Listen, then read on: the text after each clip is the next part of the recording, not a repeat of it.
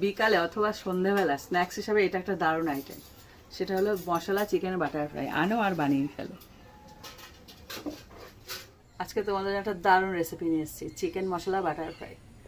তো চলো শুরু করা যায়। এখানে আমি চিকেনের বুকের যে মাংসটা সেটাকে লম্বা লম্বা করে কেটে নিয়েছি। দেখো, চিকেনের এই অংশগুলোকে আমি প্রথমে ম্যারিনেট করে নেবো। তার জন্য নিয়ে নিচ্ছি গোলমরিচ, সামান্য একটু লবণ আর লেবুর রস।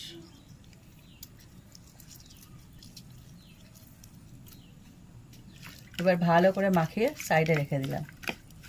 চিকেন মশলা বাটার ফ্রাইয়ের জন্য একটা ব্যাটার রেডি করতে হবে। তার জন্য এখানে নিয়ে নিচ্ছি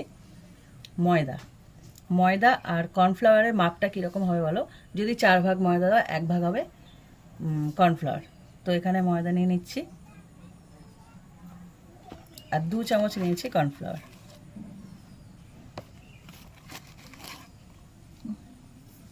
একদম ছোট্ট 1 চিমটে বেকিং পাউডার, গোলমরিচের গুঁড়ো, স্বাদ অনুযায়ী লবণ। যেহেতু এটা মশলা বাটার ফ্রাই নাম দিয়েছি, তার জন্য একটা মশলা স্পেশাল অ্যাড করব, সেখানে হলো তন্দুরি চিকেন মশলা। এটা দিয়ে দেখো খুব সুন্দর একটা স্বাদ দেবে। হালকা একটুখানি কাশ্মীরি লঙ্কার গুঁড়ো, একটা ডিম দিয়ে দিচ্ছি, রসুন এভাবে গ্রেট করে, এটা খুব সুন্দর একটা ফ্লেভার দেবে। আর দিয়ে দিচ্ছি 1 টুকরো আদা এভাবে গ্রেট করে, খুব বেশি লাগবে না, অল্প। এবার এটাকে খুব ভালো করে মিশিয়ে নেবো প্রথমে, তারপরে আস্তে আস্তে জল অ্যাড করব।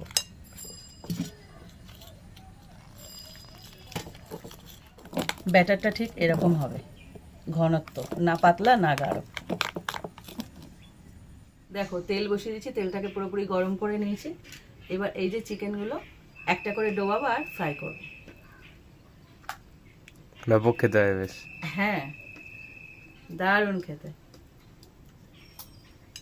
পুরো এরকম ডুবিয়ে পুরো এরকম কোট হয়ে যাবে। এবার একটা করে তেলে ছাড়বো।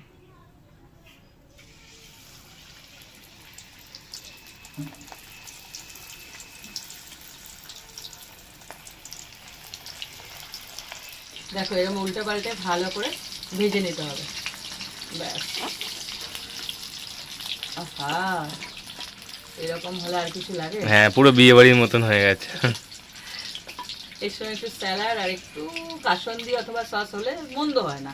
তবে এগুলো শুধুই এত ভালো লাগে না, আর কিছু লাগে না। তোমরা এইভাবে মশলা চিকেন বাটার ফ্রাই বানিয়ে দেখো, বিকাল বা সন্ধে জমে যাবে।